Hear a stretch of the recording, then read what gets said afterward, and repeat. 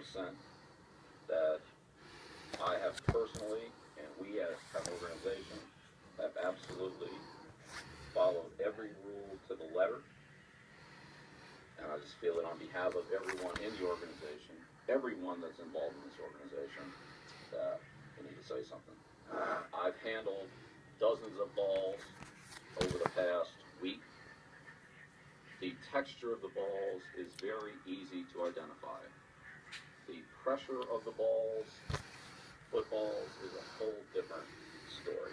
I would say that our preparation process for the footballs, we have found raises the PSI approximately 1 pound.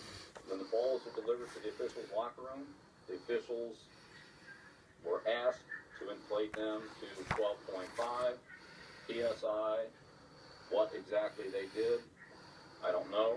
When the footballs go out onto the field into game conditions, whatever those conditions are, that's where the measurements would be possibly different than what they are in a controlled environment. We all know that air pressure is a function of the atmospheric conditions.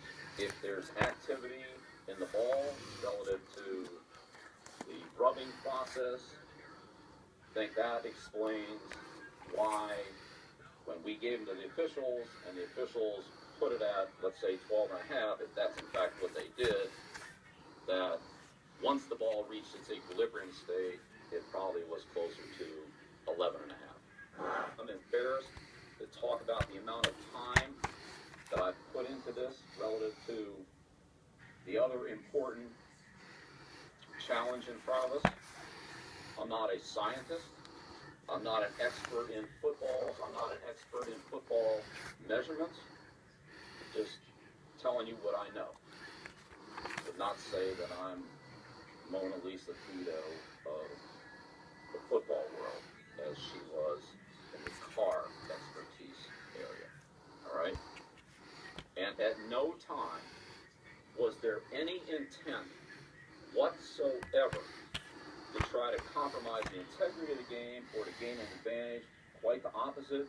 We feel like we followed the rules of the game to the letter in our preparations. We try to do everything right. We err on the side of caution. It's been that way now for many years. Anything that's close, we stay as far away from the line as we can. And this is the end of this subject for me for a long time. So Bill Belichick says he's done talking about it. We've heard from him about this issue twice. We've heard from Tom Brady once this week. We've yet to hear from the NFL. Today, the NFL had no response thus far. With more from Foxborough, Michelle Steele has more from New England. The Patriots are strongly shifting the focus of this inquiry to the officials. The anger was palpable in the room on Saturday for Bill Belichick.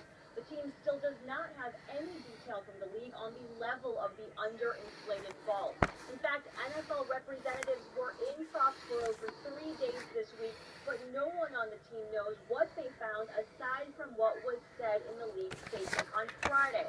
Now, the NFL has not responded to Belichick's statements on Saturday. On a related note, I'm told that the team fielded over 50 phone calls from local scientists and other academics offering help to the team to solve what's being called Deflategate. In Foxborough, I'm Michelle Steele, ESPN. All right, taking a look at the schedule for Super Bowl week. That's what we're focusing on here. The Seahawks are expected to arrive in Arizona around 4 Eastern tomorrow. The Patriots should be there early Monday evening. Much anticipated media day takes place Tuesday, where you can see live coverage on ESPN. Iowa State visiting Texas Tech. Cyclones at the top, Big 12. Red Raiders at the bottom. What do you think is going to happen here, Max? Well, we're thinking maybe an upset? No way. That's Toddrick Gotcher, Iowa State. Yeah. Gotcher, gotcha. 9 consecutive points for Gotcher. Texas Tech up 36-25 at halftime. Second half.